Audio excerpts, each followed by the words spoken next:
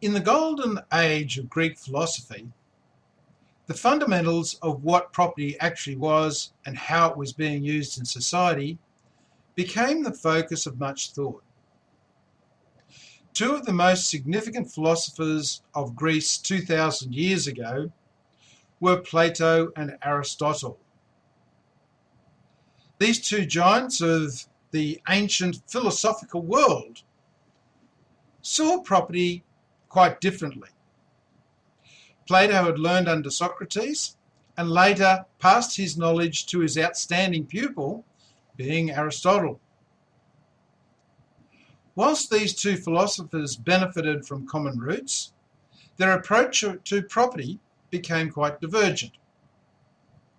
Plato developed two primary works for what he considered to be the perfect state of the Republic, whilst Aristotle examined the customs of barbarians to describe the perfect form of property from his point of view. Both philosophers examined human nature and equality relating to property.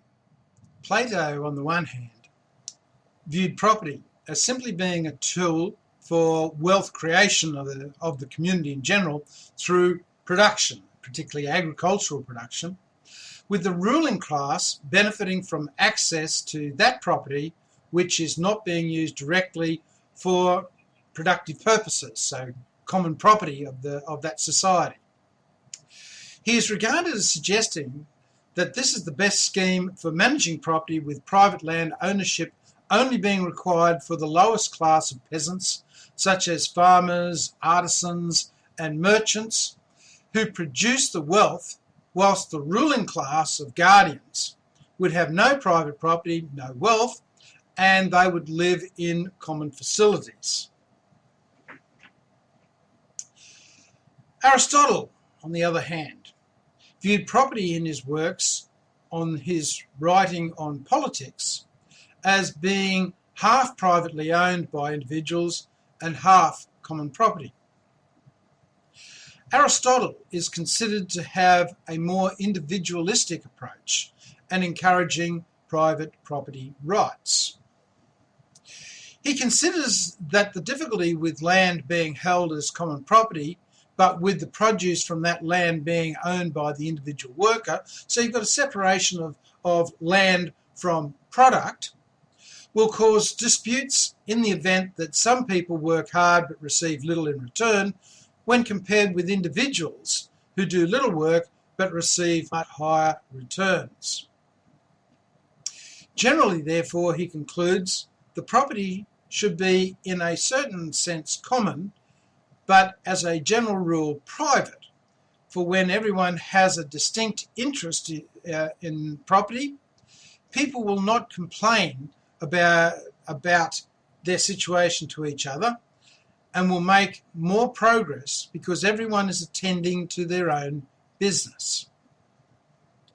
Like Plato, he is aware that most, if not all, social revolutions which destroy the state occur over land, and discusses the affirmation of Phallius of Chalcedon, who insisted upon equal possessions for all citizens. This was recognised in the laws of Solon and the laws in other Greek states. Whilst these philosophers are divergent in their approaches, they all agree that equality is a fundamental principle of justice governing the distribution of property. And this was largely because property was held to be one of the central issues in social stability, in society, and where inequality of property becomes excessive, then this results in social unrest and the downfall of states of government.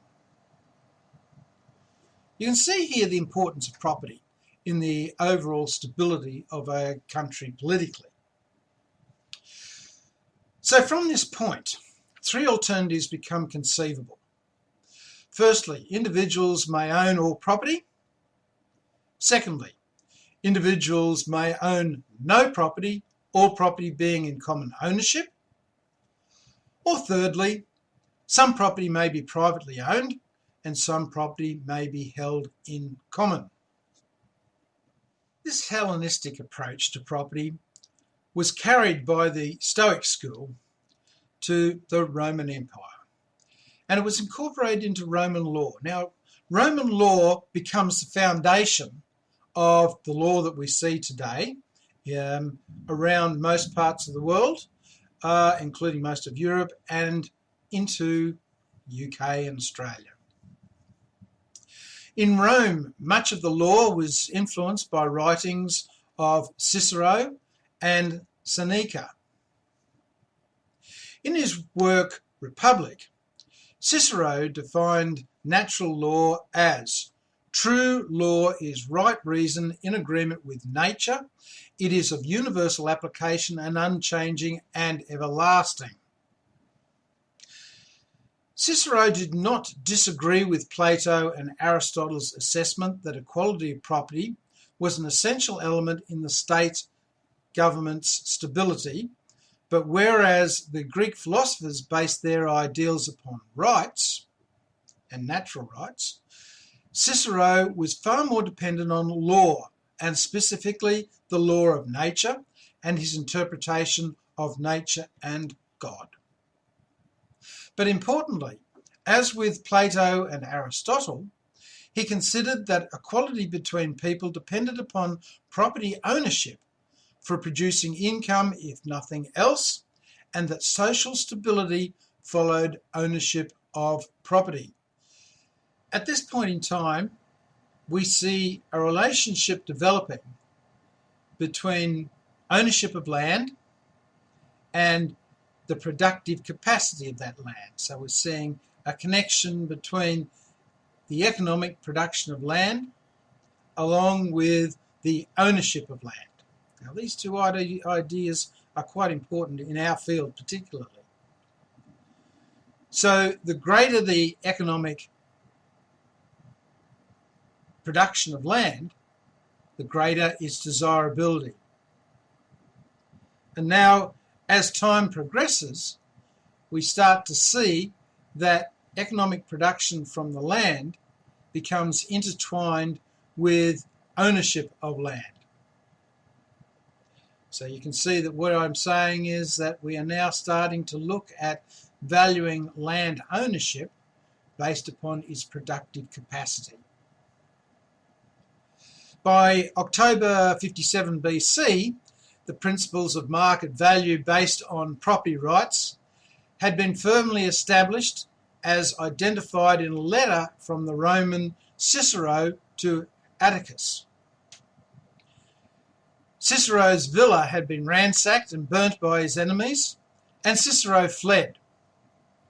Upon his return to Rome, and the Senate valued his property and provided recompense, although apparently not to Cicero's particular liking. And he says, this is Cicero speaking, "The buildings of my house, the consuls, by the advice of their assessors, valued at 2 million sesterces. The result was valued very stingently. My Tuscan villa at some 500,000 sesterces, my villa at Formiae at 250,000, an estimate largely exclaimed against not only by all the best men, but even by the common people. You will say, what was the reason? They, for their part, say it was my modesty, because I would neither say no nor make any violent exposition. But that is not the real cause, for that indeed in itself would have been in my favour. But, my dear Pomponius, these very same men, I tell you, of whom you are no more ignorant than myself, having clipped my wings, are unwilling that they should grow again to their old size. But as I hope, they are already growing again."